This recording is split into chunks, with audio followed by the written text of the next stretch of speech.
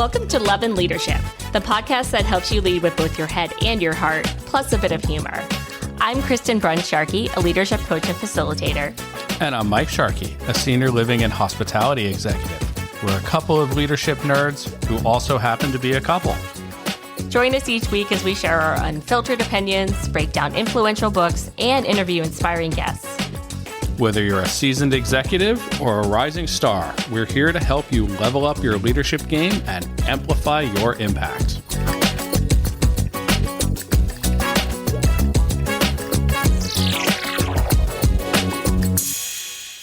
Hello, and welcome back to Love and Leadership. I'm Kristen. And I'm Mike. And today we are going to be doing an episode talking about how to create a culture of innovation, which is one of my personal favorite topics to talk about. We have a little bit of extra sound insulation coming from the moving boxes that we are currently surrounded by. Yeah, it does sound different, right? Yeah, so, you know. Maybe we can set up a podcast studio in our new place. In the baby's room? In the baby's room. Also, by the way, we're having a baby. Yes, we're expecting a little leader. I don't think we've talked about that yet. We have not. But I guess the cat is out of the bag. We are expecting a baby boy in July. So. Boom, boom, boom. Not the right sound effect. Yeah, right? That's your only sound effect, though. Yeah. It's okay. Yeah. But no, we're excited. And very excited. I'm old for this, but hey, we're giving it a go. It's happening. He's coming. He's coming. He's coming. Yeah. So, yes, we have a little leader in the making. Little leader. Yeah. Or whatever he wants to be. Yep. Yeah, and we are mid-move, so, you know, we'll see how this recording goes. So, actually, you said leadership moment. We don't have one. I will say leadership is hard. So when I said that, like, whatever he wants to be, I don't know, man. I miss the days of not having any responsibility, of just showing up and doing my position. I always wanted to be in charge. I thought I should be in charge when I was young. And now that I am, it's like a skill set, right? You can, use boundaries for leaders, use all these like these techniques, and it's a skill set that you can absolutely be successful, but it is psychically taxing. And I think there's a lot of COOs and CEOs that are giving up that to go do something more like a little more zen or something. And it's not for everyone. I hear that. Yeah. It's hard. You can't really like phone it in. You can't phone it in. You can. You can, but you're not going to be a successful leader. You're not going to be successful. You can have a bad day. You can phone it in for a day or two. But if you're phoning it in for a whole week, your organization is going to suffer. You have to very much believe in what you're doing. You have to maintain your vision. You have to maintain your drive. And you have to, especially when we know from the STARS model, right? Depending on the type of situation, you may have to push really hard for weeks, months, years to drive forward. I am vetting and trying to bring into my community because this is culture of innovation, right? A very cool AI tool called Safely You. And it's this AI learning camera that like you can put in your senior living room, and it knows when people fall, but it knows when they're about to fall, and it can tell like different types of fall. So seniors will fall, but sometimes, and they'll be discovered by caregivers sometimes hours later, right? And the first reaction is to send them to the hospital but a lot of falls are not falls. There were like someone who's suffering from dementia will lower themselves to the ground for whatever reason, because they can ambulate across the room.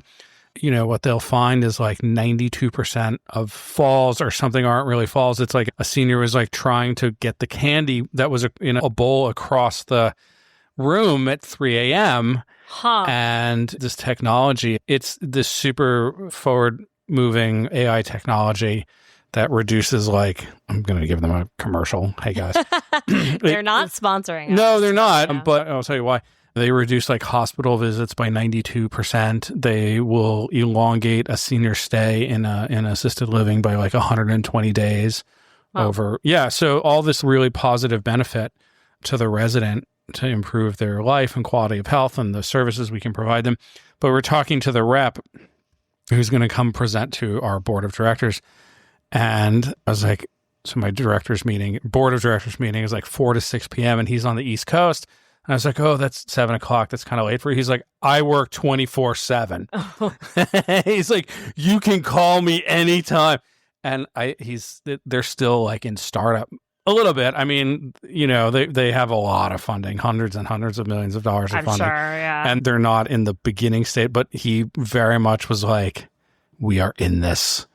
And I was like, okay, so there's your STARS model, startup, Yep. There's nothing else. And I'm sure this is a really beautiful technology. It's when everybody in the company has somebody in their family who has dementia. It's a very like personal thing for them to try and like improve quality of life and the care that we're able to give, but he's like, yeah, call me anytime. I was like, all right. So 4 p.m. is fine.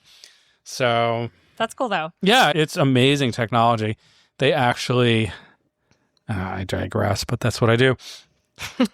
Their global headquarters was around the corner from the Hyatt that I worked at Oracle Park.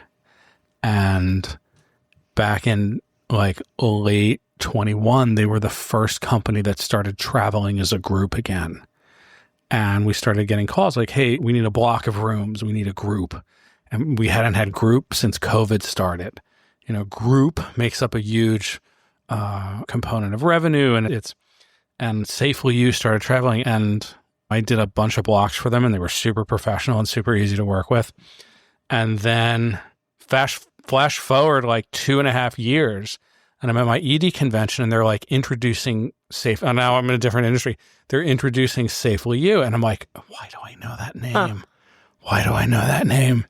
And it took me like 2 days of hearing them. I was like, oh, because I never knew what they did when I was at the hotel. I was just like, this is just some tech company booking a block of rooms, but small little world. And now I'm trying to bring them into our community. So innovation, take it away, baby.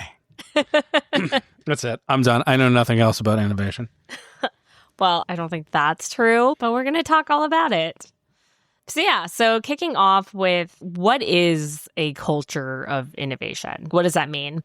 So I define it as fostering creative risk-taking, collaboration, and psychological safety in order to drive business growth. So it's really about creating an environment where everybody feels empowered to share ideas, experiment, and even fail forward. We'll talk about like failure is a big part of this. And I like to think of it as like a true culture of innovation is one where people are more afraid of missing out on a great idea than they are of sharing a bad one. FOMO? Fear of missing out? Is that FOMO?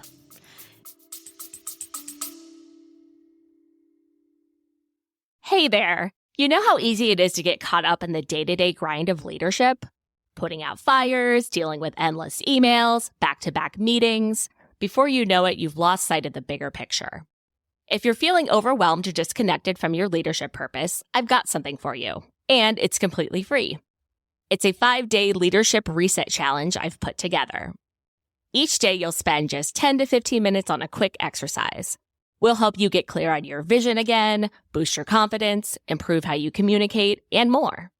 If this sounds like something you could use, check out the show notes, or you can go directly to llpod.link/challenge to get your free challenge guide. I think you'll get a lot out of it. Now back to the show. I mean, yeah, FOMO on a great idea. But people are... I see. Okay. It's like fear of missing out on... They want to get in on it, and they're not afraid to fail, and they're not afraid that they're going to get castigated in front of everybody if they come up with something that doesn't work. Yeah, exactly. Yeah. And that's all culture. That's culture. That's psychological safety, like no bad ideas. Yeah, and it's something, I mean, this is something a lot of companies talk about, how they're innovative, but often they don't actually have the cultural building blocks of innovation. Like it's something that you can't just wish for it. You have to actually design for it and design your organization and your culture for it. And of course, like even organizations that are doing this well, like there's a lot of things that can get in the way. Like as soon as you start having things like burnout and misalignment and siloed teams, micromanagement, lack of diversity, fear of failure, like these are all things that can get in the way of those good intentions. So I would invite you listeners to think about like what is getting in the way of innovation on your team right now. And the main framework I have for talking about this, and this pulls a lot of inspiration from improv. That's what we'll talk about when we get into strategies to spark innovation, because it's just really a good way to think about it. But I call this the Improvation Matrix. And so it's basically a 4-box matrix with 2 axes. Y-axis, X-axis. Yeah. Love it. So on the... I love a good axis. Love a good axis, yeah. So on the X-axis is looking at openness to new ideas. Like what is the level of openness to new ideas in your culture? And then the Y-axis is what is the level of commitment?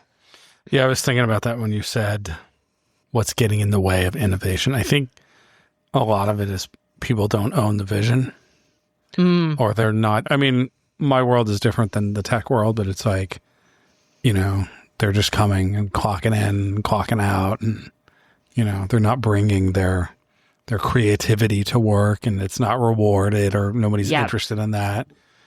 Yep. It's like we go back to it's your ship, right? You can get a good idea from anybody. Yeah. Yeah, for sure. You never know who has that like secret sauce but if they don't care, if they don't own the vision, if they're not part of it, you're not getting their buy-in. Is that what you meant by commitment? Engagement is a big part of it.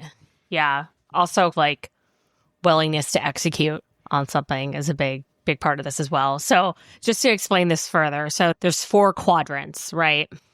That is, since we have a matrix, classic matrix. Love a quadrant. Love a quadrant. Love a grid. So the one that a lot of companies who would love to innovate, but they get stuck at, is stagnation. So this is like the lower left quadrant. So we have low openness and low commitment, which is where you get stuck in stagnation. So at this level, people are disengaged, they're indifferent, there's a lot of resistance to change. And the team is just stuck in this cycle of repetitive, uninspired work. And then the bottom right quadrant, you have noise.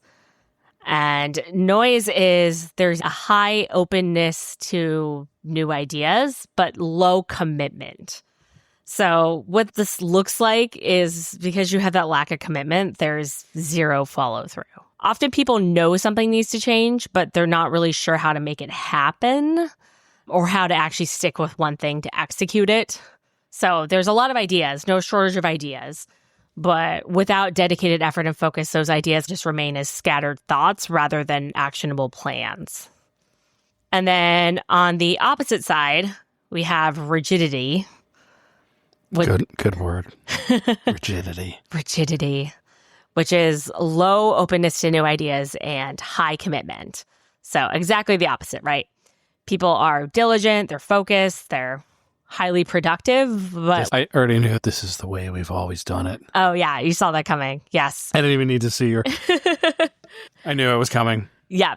Yeah, this is all like within the confines of established processes. And yeah, you're going to hear statements like, this is the way we do things around here. This is the way we've always done it. So you're lacking in that new ideas part. So it might be a very productive, efficient workplace, but you're missing that component for innovation. Sounds like Lumen. I don't know what Lumen is. Lumen is well, they're definitely innovative. I guess they're innovative. Definitely messed up. We're referencing Severance if you do not watch the show. On Earth. At this, yeah. Which is a fantastic show. And then the cliffhangers it's really driving me nuts. They do love to end a season on a cliffhanger. Yeah, they really do. That's a little much, guys. When you have to wait like sometimes 2 years or more for these series nowadays. Like, they're amazing. Severance was 3 years between one and two. I think there was a writer's strike in there too. There was. There was some, And I kept going, it's not going to be good. It's going to be like Heroes. It's going to come back. And nope, it was great. Yep, it was great. Weirder and darker and... Yeah. It's also just a great satire on the corporate world. And yeah, if you have not watched it, if you don't have Apple TV Plus or whatever. But yeah. And then that brings us to the final quadrant, which is innovation, which is high openness to new ideas and high commitment. So like this is a level where the magic happens, right? There's the willingness to experiment and take risks, and there's also the commitment and engagement needed to actually put ideas into action. So that is what we are working for when we're trying to create a culture of innovation. So you can think about like, where is your team today on this matrix? So the rest of this episode is going to be talking through 5 strategies from improv that can be used to spark a culture of innovation. So the first one, and some of these, if you've listened to our episode on why improv makes you a better leader, this also comes up a little bit in some of the leadership presence episodes. So some of these might be familiar, but it's a little bit of a different take because we're purely talking about that culture of innovation today. So number 1 is foster a yes and mindset. And this is usually the thing, if people are familiar with improv at all, this is the thing they're kind of most likely to know. Yes and is the cornerstone of improv. And there's really 2 components of it, right? You have those 2 words. There's the yes, which is agreement, validation. So you're saying yes to what the contribution the other person is bringing forward instead of negating it. And the and is then you're adding your own contribution to it.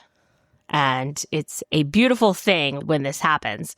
But this is particularly important when we're talking about innovation, because yes and is really a really essential tactic for effective generative, also known as divergent thinking. So we have these 2 types of thinking. Like we have divergent thinking and convergent thinking.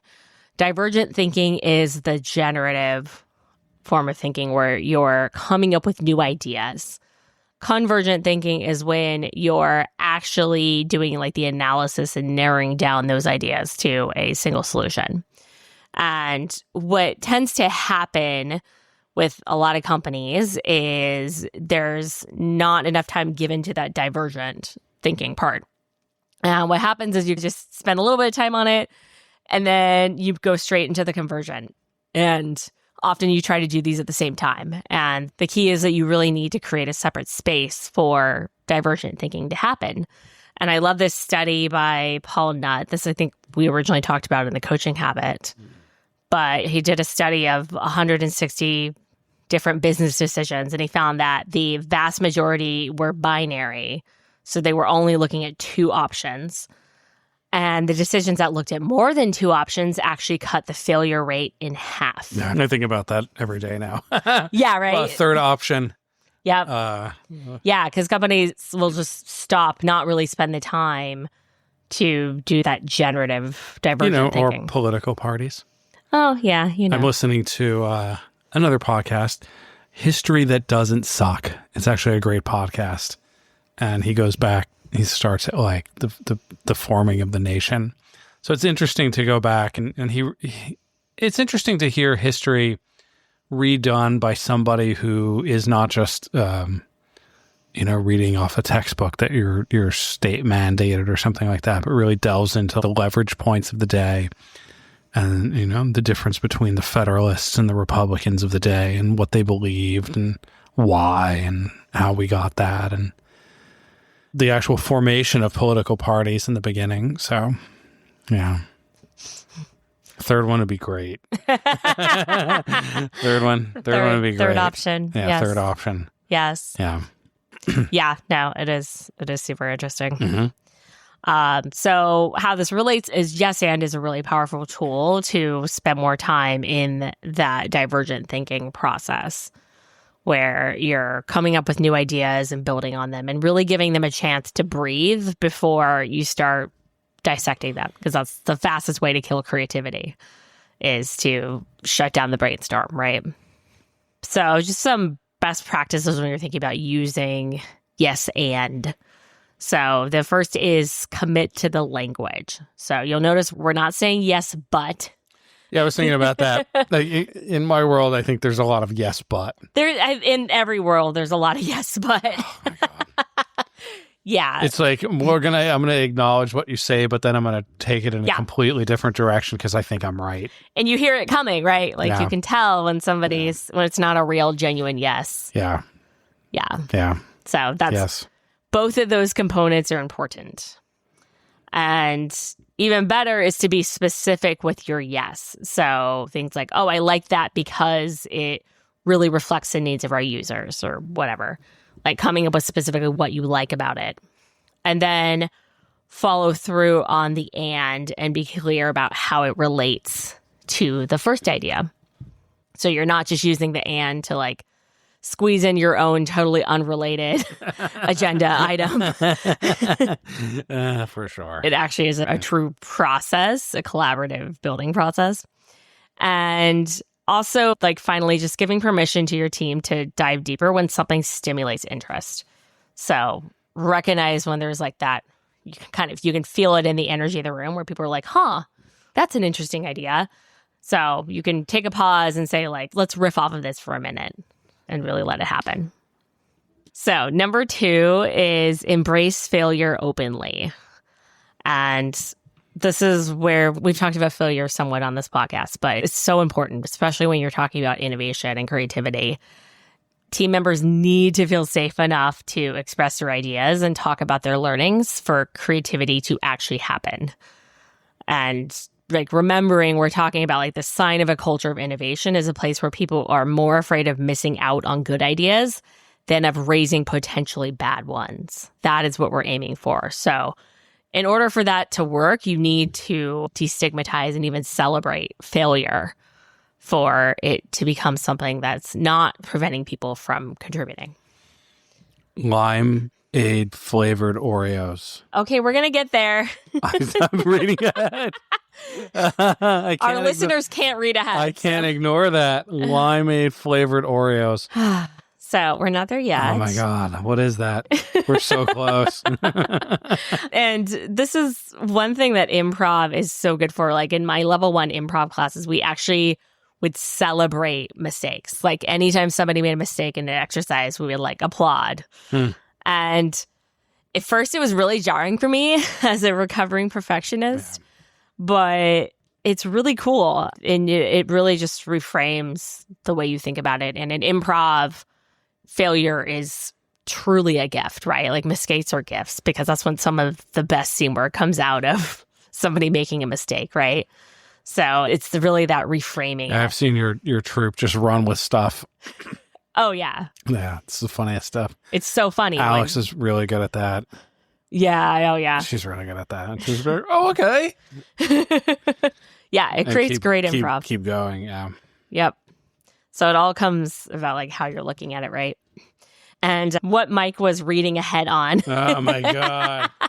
Is one thing that I think is super cool that I learned about is a traveling exhibition called the Museum of Failure. I want to see that. I know. I think I have to look up where. I want to say it was mostly in Europe. It features 150 products that didn't exactly pan out. Yep.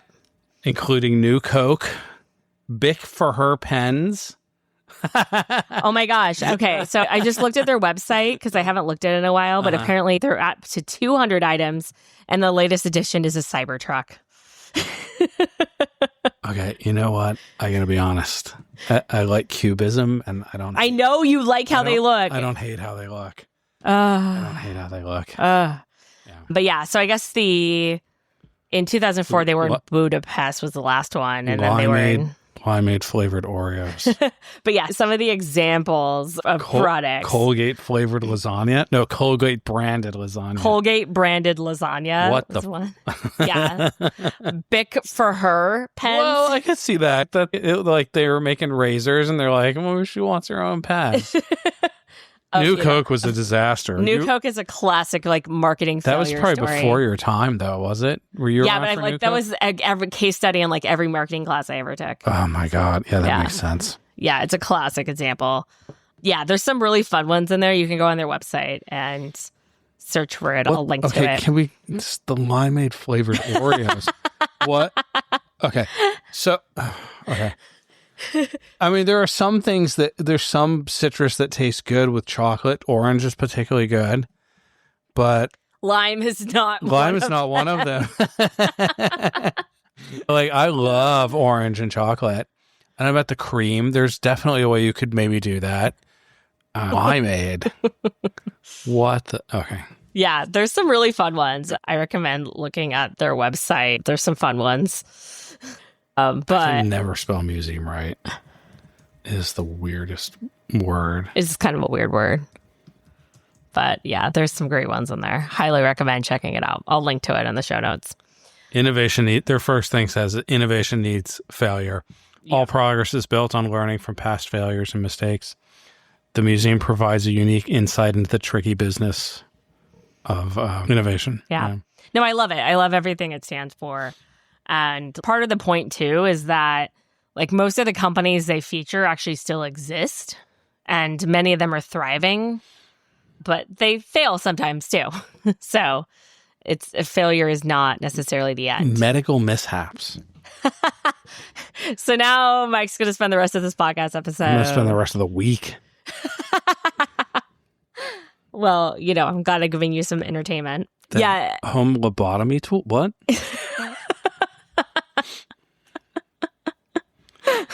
Orbitoclast. A lobotomy tool was hammered into the upper part. Oh my God. Yeah, I mean, that's not surprising. Here's the thing that gets me about human arrogance. Like, we're, 160 years in America from owning other people? And we're about 50 or 60 years from giving people lobotomies, and we think we've got it all figured out. Yeah. We don't understand gravity. If you ask Neil deGrasse Tyson, who is, an astrophysicist, what's gravity? He will tell you we have no idea. Okay. Anyway. The orbitoclast. I just like... Yeah, there's a lot of very crazy stuff on here. Yeah, another thing I like that, like, apparently with the live exhibition, like the traveling exhibition, they also have a share your failure wall, which is something I often will recommend to organizations, especially like with like creative teams, where people, if you just have some kind of ritual around sharing failure, you can also accomplish this by just having a routine and team meetings where everybody talks about like what were their mistakes and what they learned from them. Whatever you do, it's critical that you go first as the leader and you set the example for what you want to see. So that is absolutely critical. It all starts with you and what you're modeling. But there's a lot of different ways you can integrate this into the culture. Mike is still browsing. I'm so deep in this. There's so much. Oh my God. Oh gosh. I highly recommend you check this out. Yes, they have a great website. There's a lot of stuff on there. So The $2 bill. Okay. Is on there. Yeah, some of them are bigger than others, right? The Betamax. Oh my gosh. Amazon Fire Phone. I wonder if the Microsoft, what was that? The Zuni? Oh, the Zune. Zune. Yeah. I'm sure. Yeah. Fisher Price video recorder. Oh my gosh. So, moving on. I can't look away. Oh no, I should have done this one last. You should have done this one last. Squirrel. I've lost my Squirrel. husband. Keep going. Just keep going. I'll chime in. So, number 3 is listen to understand, not to respond. And this is something that's come up in some of our other episodes and more in the future. But I've talked about these 3 levels of listening before. So, briefly, I'm begging you to put the Colgate beef lasagna graphic on our Instagram. Colgate. Yeah, okay. That is amazing. We can put that on the Instagram. Is this supposed to be Colgate or is that ricotta? They've even garnished it with some basil leaves, but it really looks like that might be Colgate. Toothpaste lasagna. Mm-hmm. I don't think it was actually. No, of course it's not. Yeah, but the branding is very confusing. I heart this hard. Look, oh my God. I also have to point out the irony of you interjecting with that when I was talking about listening. Sorry. You did this. Apparently I broke Mike. But yes, the 3 levels of listening. Wait, there's purple ketchup. Oh no. You broke me. I'm trying to get back on track. Just go back to the file. This will still be here when we're done recording. There's purple ketchup. Purple, violet, and they have blue ketchup in easy squirt bottles. Holy. Oh. We gotta get, okay. All right. I'm focused. But I'm not. He's not. I can't get away. Okay. Oh my gosh. Oh, okay. The jarts. The lawn jarts. Oh my God. Oh. So many kids got stabbed. That was my generation. Wait, there's a urinal and golf club combination? The Euro Club? Oh no. I really broke my husband. The Euro Club looks like an ordinary golf club, but in reality, it's a cleverly disguised urinal. First, unscrew the leak-proof cap, clip on, this is 2008, on the fabric cover to your belt. I guess you're hiding your thing. Fumble around underneath it for a moment and then stand there pretending to be pondering your next move. I would imagine that this isn't, they were trying to solve a problem. Like, I don't play golf, but I used to take walks along the water where the Ritz-Carlton is down in, it's not Monterey, not all the way to Monterey. And there's like a famous golf course that's like on the water there. And I would watch these guys like driving around and they're just drinking so much beer. And there's like a cart that comes around and sells more beer. Yep. And that's the whole culture is like playing golf. And you don't have a bathroom. There's no bathroom. And it's crappy beer, I'm sure. And that's part of the experience, maybe. Yeah. They were trying to solve a problem. Okay. All right. At that. Yay. Back to the notes document. Yes. And I'm very, it's like a train wreck. I want to go back. I can't help it. Yep. Okay. Power through. Let's go. Let's finish. There's 3 more to go. Okay, 3 more. Okay. 3 more to go. All right. I'm trying to focus. So listening. So there's 3 levels of listening. The first level is listening to hear, selective listening. So this is the base level that most of us are just at when we're kind of listening, but we're listening through our own lens and we're thinking about like, how does this impact me and how am I going to respond? Listening to respond. And then there's focus listening, which is what a lot of people think of as active listening. This is listening to hear. So at this level, you're probably... Well, you said that it was the first one. Oh, I meant listening to respond. Listening to respond. Okay. Yeah. All right. I'm doing that. I was listening. There. Okay. I think about that. You taught me that. Active listening is kind of a catchphrase, but like, okay, that the 3 levels as you broke them down is pretty useful. Nice. As I'm listening to people talk, I'm like, I always want to respond. I'm going to respond, but I'm also like, I'm trying to understand. Yep. So the middle level is listening to hear, focus listening. So this level, you're listening to the words they're saying, but you're still filtering it through your own perspective and you're not taking it to the next level, which is immersive listening, which is listening to understand. So at this level, you're not just taking in words, you're taking in body language, tone, like other like indicators. You're reading between the lines and you're really seeking to understand what is that person's perspective. Like, what are they feeling? What is happening for them? So that's immersive listening. It's really powerful. And it's powerful because it makes the other person feel heard, which increases trust. It allows you to pick up on insights that you never would have otherwise. And it helps create that safe space where people feel like they can be creative and take risks. So it's really important for building a culture of innovation. I see you. Yeah. Okay. I'm totally listening to you, but I have gone back. But it's interesting. I see there's a bunch of Google stuff in here, including Google Wave, which I thought was cool. But Google has failed so many times. Yeah. And I think that's a really good like lesson. Google Wave, went nowhere. Google had a watch that went nowhere. They've had a lot of things that they just decommissioned. And, Yeah. Yeah. It's a good reminder. It's a good reminder. For sure. Learn from your failures, or you'll be like Disney and just keep trying to churn out bad Star Wars stuff. They're not learning. They're not learning. Yeah.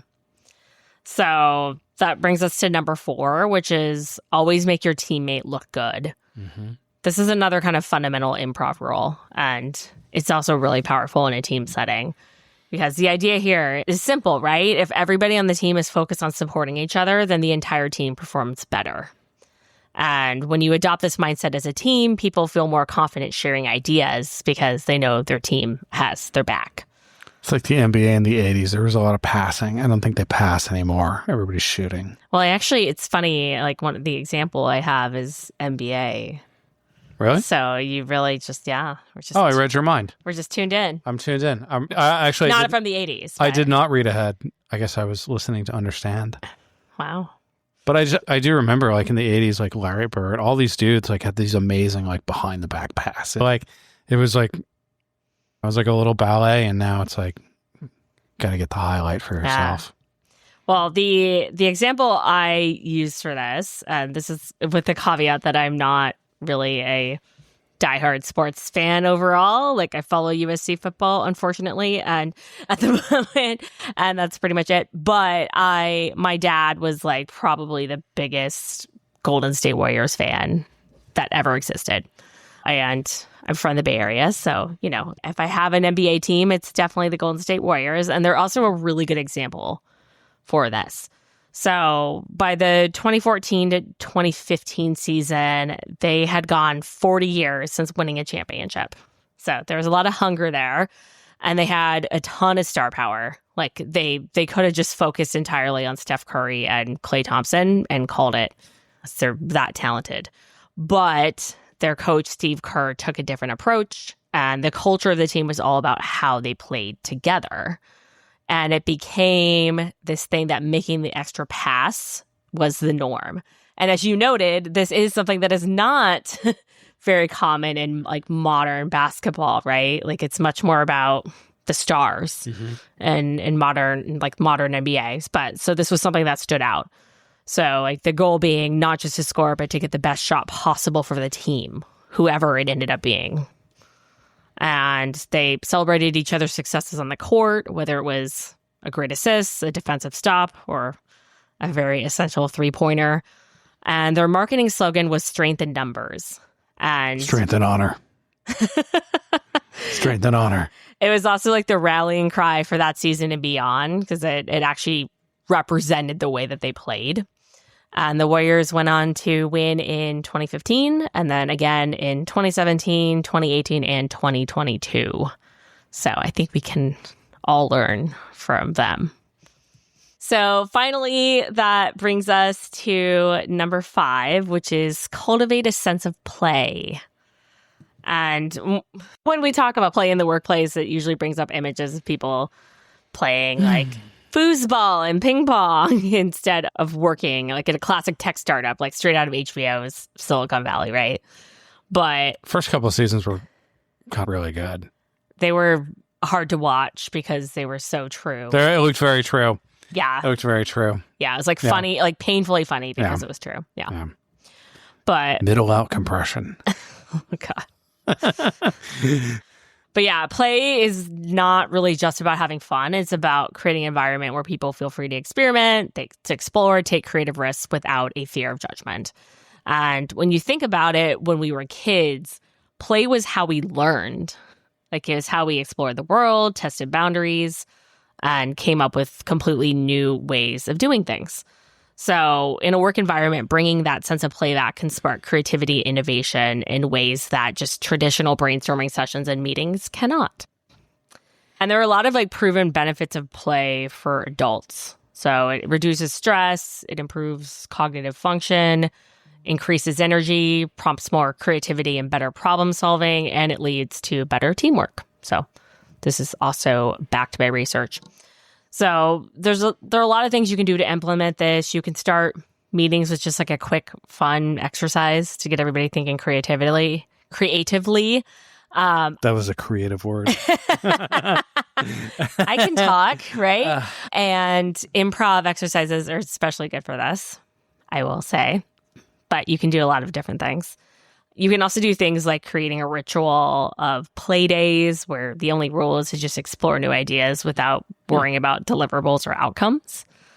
It's pretty amazing how much more creative we can be when we're enjoying the process. So with that is our episode on creating a culture of innovation. Mike is back to scrolling the Museum of Failure website. I listen with my hands, okay? Like I'm on my fourth career that I use my hands in very special ways. Like I listen and do things with my hand. Like one hand is doing, okay. So I could repeat everything you said, but I'm absolutely obsessed with. So if you got nothing else from this episode, at least you now know about the Museum of Failure if you did not before, which I had never heard of it until I was originally doing research for a talk, and I love it. So yeah, so that's that. Well, no, it's actually not that short. I always say these are going to be short episodes, but I'm sorry. But then I remember who my co-host is. Oh, wow. The shade. I love you. I love you too. You missed that tone of voice. I love you too. I get that a lot. Okay. Well, check it out. It's a very cool idea. You come from a world that like really values is all about innovation. Or at least it tries to. It tries to, but my industries are a little more traditional. And it pays to go in with like a mindset that you aren't focused on. We've always done it this way. Okay, especially right now. I mean, we're at a crossroads for sure, right? When I was a kid, we were just getting computers in the classrooms, TSR 80s. And if you Google that, you'll see what I'm talking about. And now everyone has a phone that has the entirety of human knowledge, 10,000 years of human knowledge. And we walk around with that. It's a change in humanity. So, yeah. Yeah, absolutely. Cool. All right. Thanks, Kristen. Thanks, Mike. You're welcome. Can we get out of here now? Yes. Oh, yeah. We need to go watch White Lotus now. Oh, my God, yes. So with that, thank you guys for listening, and we'll see you next time. Thank you. The Love and Leadership Podcast is produced and co-hosted by me, Kristen Brunn-Sharkey, and co-hosted by Mike Sharkey. Please rate and review us on Apple Podcasts, Spotify, or wherever else you get your podcasts. We can't stress enough just how much these reviews help. You can follow us on LinkedIn under Kristen Brunn-Sharkey and Michael Sharkey, and on Instagram as Love Leader Pod. You can also find more information on our website, loveandleadershippod.com. Thank you so much for listening, and we'll see you again next week.